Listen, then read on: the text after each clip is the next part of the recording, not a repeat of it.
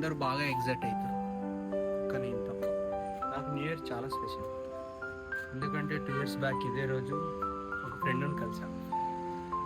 తనే ప్రియా.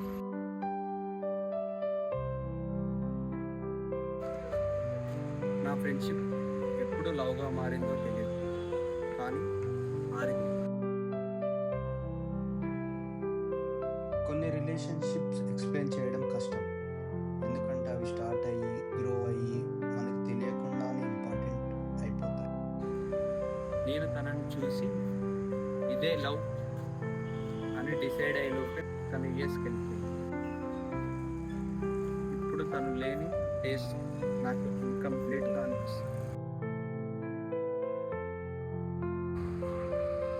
కొన్ని కంపారిజన్స్ ఉంటాయి, లైక్ అమ్మాయిల్ని ఫ్లవర్స్తో, మూన్తో,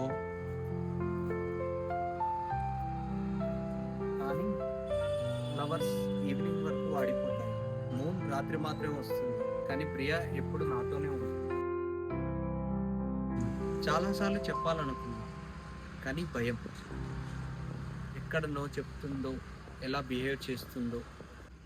దానికి బదులు ఈ ఫ్రెండ్షిప్ బెస్ట్.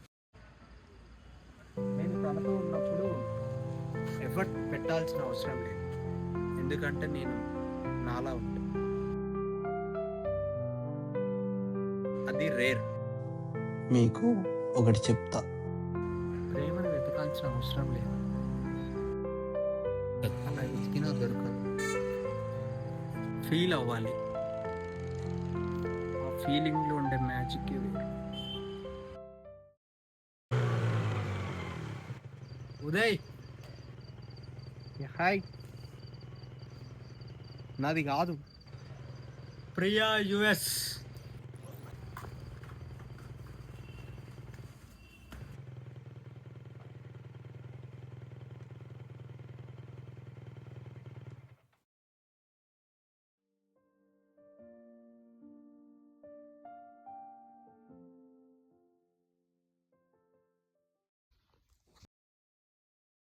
హాయ్ రా, ఎలా ఉన్నావు?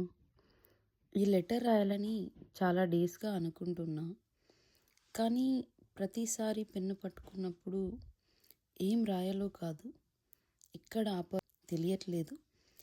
యుఎస్కి వచ్చిన కొత్తలో బాగానే ఉంది, కానీ డేస్ గడిచే కొద్దీ నువ్వు లేని ఆ డేస్ కూడా ఇన్కంప్లీట్గా అనిపిస్తుంది. నిన్ను ఫస్ట్ చూసినప్పుడు ప్రేమ అనిపించలేదు. నిజం చెప్పాలంటే నువ్వు నా లైఫ్లో ఇంపార్టెంట్ అవుతావని కూడా అనుకోలేదు. నువ్వు నాతో ఉన్నప్పుడు నేను స్ట్రాంగ్గా ఉండాల్సిన అవసరం లేదు, ఏమీ ప్రూవ్ చేయనక్కర్లేదు. అలా ఉండగలడం ఇట్స్ సెల్ఫ్ నాకు ఇష్టం. I love you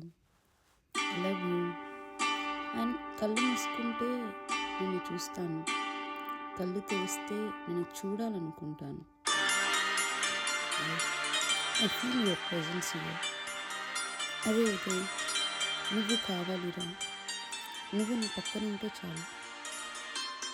I'm not writing this to change what we are, I'm writing it so you know what I'm holding.